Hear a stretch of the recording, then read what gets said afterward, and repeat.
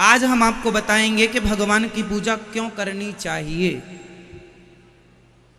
भगवान से प्रेम क्यों करना चाहिए, भगवान में श्रद्धा क्यों रखनी चाहिए।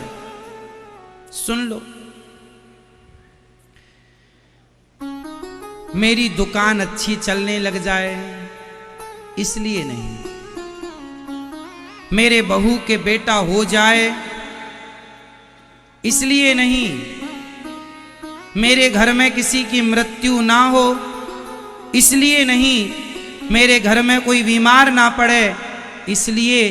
क्या मैं भगवान की पूजा इसलिए करता हूं कि मेरे घर कोई मरे ना?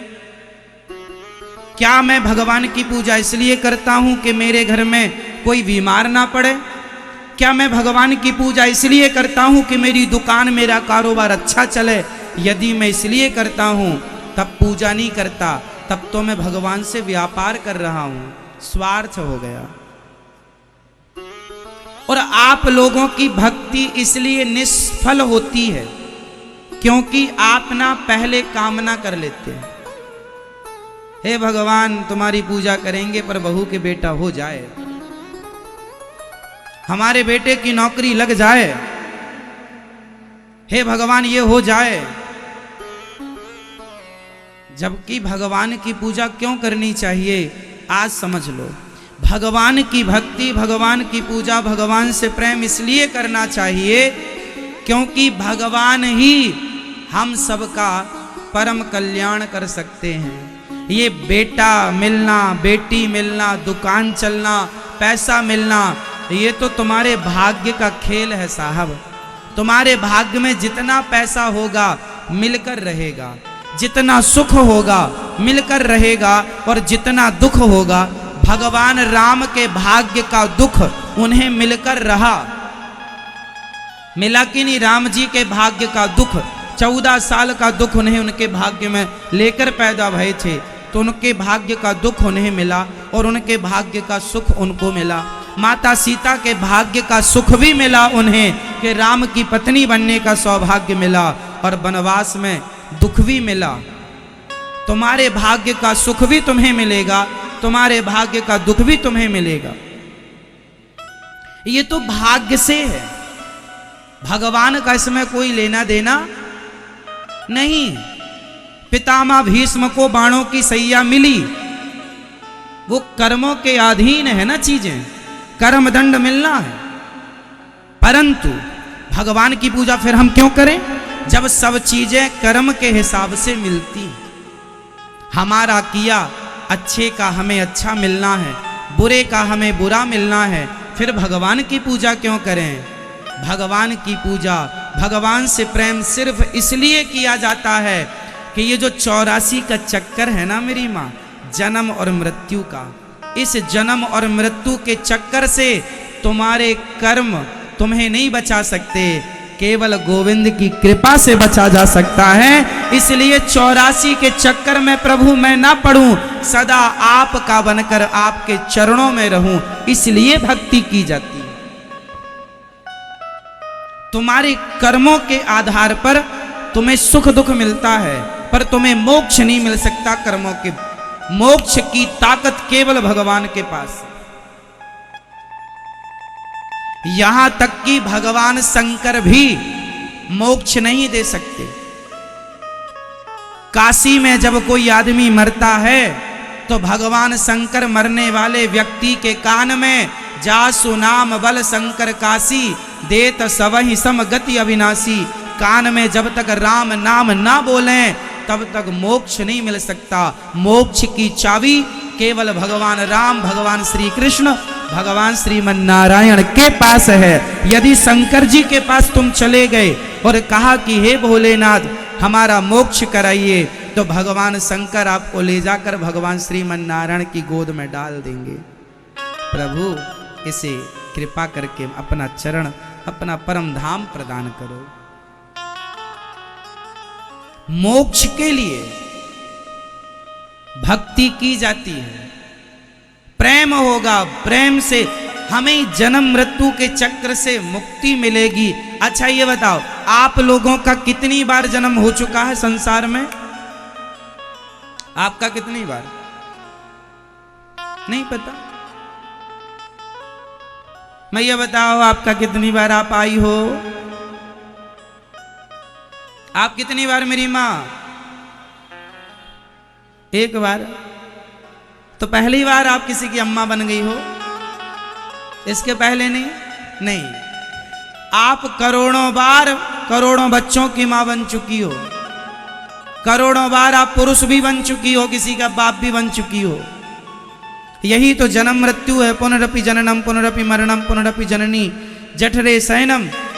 आद्य शंकराचार्य जी ने कहा कि जन्म और मृत्यु से बचना हो तो भज गोविंदम गोविंदम भज मूढ़मते। गोविंद गोविंद भज, कृष्ण कृष्ण भज, है ना। बेटा बेटी तो तुझे हर जन्म में मिलते हैं। कुत्ता बनोगे तो भी पिल्ले होंगे तुम्हारे, बंदर बनोगे तो भी बच्चे होंगे तुम्हारे, चिड़िया बनोगे तो भी बच्चे होंगे। बेटा बेटी, खाना पीना सोना हर योनि में प्राप्त है। ये मानव का तन पाकर मोक्ष ना पाया, इससे बड़ा दुर्भाग्य क्या है फिर मनुष्यों का। बड़े भाग्य मानुष तन पावा, सुर दुर्लभ सद ग्रंथनि गावा। तो बताओ फटाफट मेरे से कि आपको भगवान ने मनुष्य क्यों बनाया है, भगवान की भक्ति क्यों करनी चाहिए? उत्तर दो जोर से, जोर से। अब आप कहें मोक्ष के लिए, नहीं, ये उत्तर भी कोई इसे काट सकता है अपने तर्क से। जो नहीं कटेगा वो बता रहा हूं। सिंपल भाषा बोलो, मैं दोबारा 84 के चक्कर में ना पड़ूं, सदा भगवान के चरणों में रहूं, भगवान का बनकर, इसलिए भगवान की भक्ति करता हूं। फिर यदि भगवान मुझे कुछ बनाए, कुत्ता बनाए, बिल्ली बनाए, मनुष्य बनाए, स्त्री बनाए तो बनाए, पर प्रभु आपसे प्रार्थना है मुझे जिस योनि में जेह योनि जन्म हूं कर्म वस तहां राम पद अनुराग हूं। जहां जाऊं प्रभु आपकी भक्ति मेरे हृदय में सदा विराजमान रहे, मैं आपका बनकर रहूं जहां रहूं, मैं किसी और का ना बनूं, ये प्रार्थना। हे नाथ, मैं आपको कभी भूलूं नहीं। बेटा बेटी मकान दुकान ये सब भगवान से कचरा ना मांगा करो। भगवान को पता है तुम्हारे घर में रोटी है कि नहीं, पेट दिया है तो रोटियां देगा, सब्र रखो। ये सब मांगने की चीजें नहीं है, तो मिल ही जाएगा। क्यों मेरी मां? किसान गेहूं बोता है, आपके यहां गेहूं की खेती तो होती होगी? नहीं, आपके यहां किसान गेहूं बोता है, तो बताइए जब किसान गेहूं बोता है और जब फसल गेहूं की काटता है, तो बताइए कौन सी चीज है जो उसे फ्री में मिलती है? किसान को कौन सी चीज गेहूं काटने के बाद फ्री में मिलती है? बताओ, आप बताओ।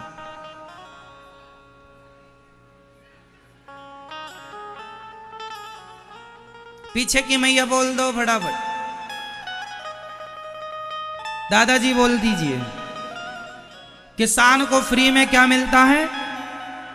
भूसा, भूस, कई जगह भूस कहते हैं, कई जगह भूसा कहते हैं। भूसा जानते हैं, जो गाय खाती है इत्यादि। किसान ने गेहूं जब बोया था तो क्या इस थिंकिंग के साथ बोया था कि मुझे भूसा मिलेगा, मुझे गेहूं मिलेगी? बोया था गेहूं पाने के लिए, पर फ्री में मिला क्या? अरे भूसा तो फ्री में मिलता है, गेहूं मिलता है, गेहूं मूल्यवान है, भूसा फ्री में। ऐसे ही भगवान को पाने आए हो तो भगवान को पाओ। ये बेटा बेटी घर परिवार तो भूसा की तरह है, भगवान मिलेंगे तो ये तो मिलेगा ही मिलेगा। गेहूं मिलेगी तो भूसा कहीं नहीं गया। गेहूं मिलेगा तो भूसा कहीं नहीं गया। बोलो हाँ या ना। आप में से कितने लोग मेरी बात समझ गए? कि गेहूं मिलेगा तो भूसा कहीं नहीं गया।